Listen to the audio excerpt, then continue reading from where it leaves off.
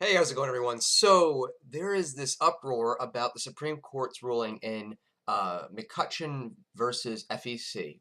And the issue at hand is that people are concerned when people and corporations are able to give to political candidates an unlimited amount of money. And especially, there's a lot of uproar about corporations being able to give.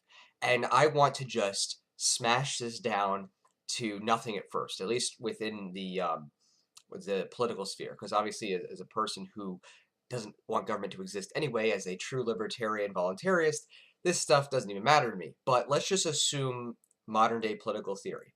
I just have to show the logical fallacies that exist here. So when people say, oh, well, if there's an unlimited amount of contributions from corporations, then they're just going to bribe and corrupt politicians. And to me, that's just absolutely insane to even think about in that context because corporations are run by human beings.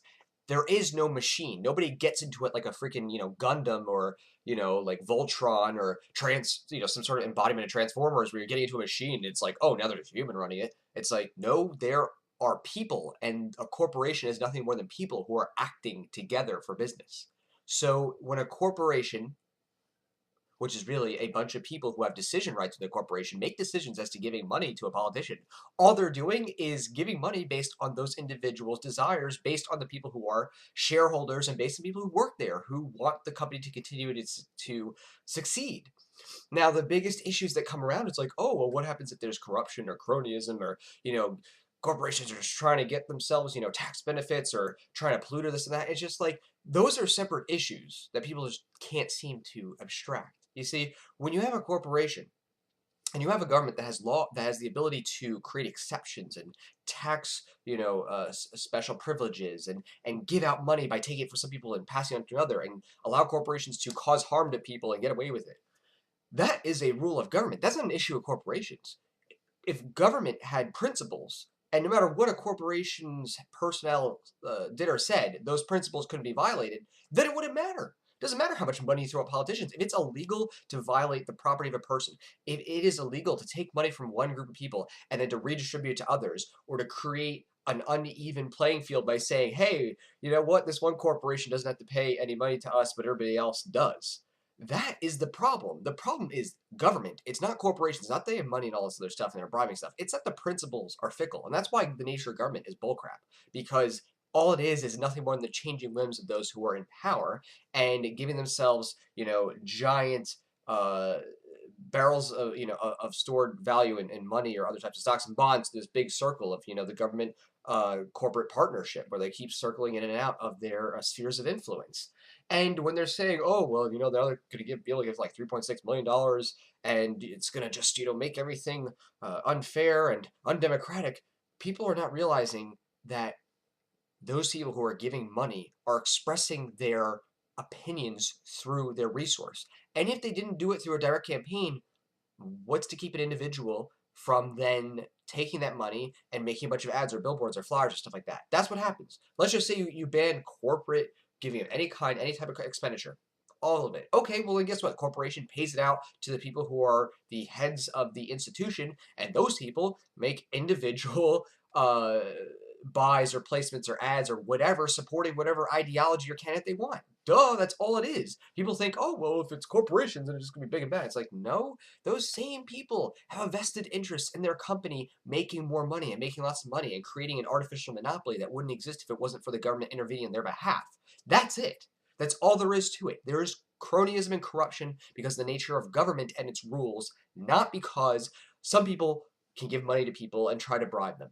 The nature of the bribing that is able to exist past the passing of money is the fact that the government laws allow people to make these types of one-sided benefits and rent seeking and all those types of cronyism. That's it. It's all there is to it.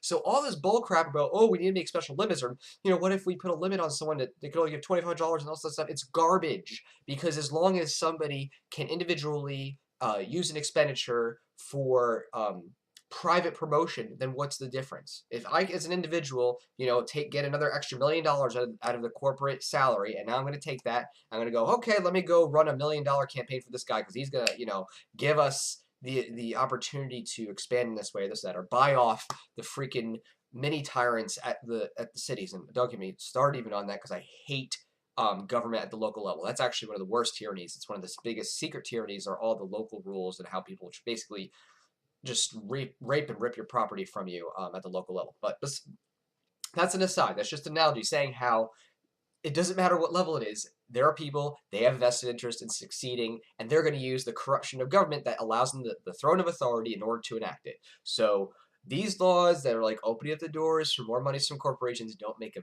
dick of difference when it comes to what is actually going on. What is actually going on is government has the power to destroy people's lives and their livelihoods. That's it. That's all there is. It doesn't matter how much money you throw this or that. It's bullcrap. And the people who are, on the other hand, are saying, oh, what about direct democracy? Which the United States isn't even, a direct democracy. It's a democratic republic. And, this is very basic 8th grade civics stuff here. And if you didn't know that, then you're probably watching this from another country. That's okay. You're learning now. So if you are in a democratic republic, there isn't this direct democracy thing where it's like, oh, one vote, one thing. What happens with direct democracy, which is the fatal flaw in all electoral style governments anyway, is that those who are in the minority vote themselves a benefit at those who are in the majority benefit themselves at the hands of the minority. Often what happens is people who are poor and less resources say, hey, look, there's somebody who's rich. Hey, guys, if 9 out of 10 of us vote to say we get to have 10th guy's money, then we divide it among ourselves. Woo! That's how robbery and theft happens with government, because government is legitimization of barbaric practices that could not be done on the individual level. Read some Bastiat on that if you want to hear some of those original gripes, back in the day that philosophers had, thinking about government and the nature of what it means to have this type of open democracy and rules. You can't have principles that are just wantonly selected and molded, which then affect everybody's other types of rights, other types of basic rights. You can't have a system where it's like, oh, well, it's not okay to steal, but you know what? If 3 out of 5 say we can steal guy number 5's property, then it's okay, because that's what the government does. It's eminent domain does. It's in the Constitution. It's written in there. Yes, theft is written in the Constitution. Taxation, written in the Constitution. Reaffirmed through the 16th Amendment, the income tax, which has really destroyed, a lot of the growth of America. So when it comes to these things, and it comes to thinking about political theory, and it comes to thinking about what it means to open up the doors to political contributions, this is not an acceleration on corruption.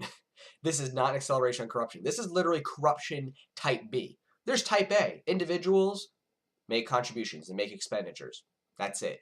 Okay, the individuals aren't getting the payouts from the corporate payouts, whatever dividends or options or direct CEO salary. Okay, they're not going to expend it. Okay, well, the corporation does on its own through the directors, so they have anonymity. But that's just it. At the end of the day, it's a battle of ideas, and the people who are the direct democracy people, on the average, this isn't all of them, but on the average, are there trying to rally individuals that they can beguile under their ideology, saying, we promise, we promise, we promise, we promise, even though it's all the promises are going to end up with a bunch of theft, and that theft and death is what it is at the end of the day, because the promises that are made to people saying, there's going to be this like specialty utopia it's a hackneyed argument made by all the past major mass murdering dictators. They don't get elected saying, hey, we're going to get elected and kill a bunch of people. They get elected saying, we're going to do good for the people, we're going to work for the common good, we're going to love everybody. And this is hat tip to Larkin Rose on his video on doing this, but that's just what it is. People make big promises that have no economic value to people that are in a desperate or dire needs. They use that form of political power to influence for centralizing control, so that those who are in control can enact their own self-styled eugenics. Self-styled eugenics means those who are in control enact certain types of practices, policies, and procedures, often through the indoctrination of the American education system, so that the next generations will not challenge the status quo, and those at the top can live richly, and those at the bottom might get a little bit extra benefits, but at the end of the day, they will always be kept in a poor, slave-like status. So that is my small rant on McCutcheon and the logical fallacies that people have when they approach this. And this is just in the modern day political sphere. I'm talking at this even if you're in that sphere of left-right paradigm, thinking of modern day political ideology. I don't. I think outside of that, I think that it is evil. It is not a necessary evil, it is pure evil. But if you're going to think about it with that mindset, at least be logical and realize, wait, there's going to now be incentive if you block it from corporations to just pass that money to the directors, and they will then seed their own campaigns, because that's the First Amendment. As an individual, you can go ahead and buy a bunch of flyers and hand them out, and buy billboards and ad space and all this other stuff. So that's it. Take care, everyone. I'll talk to you later.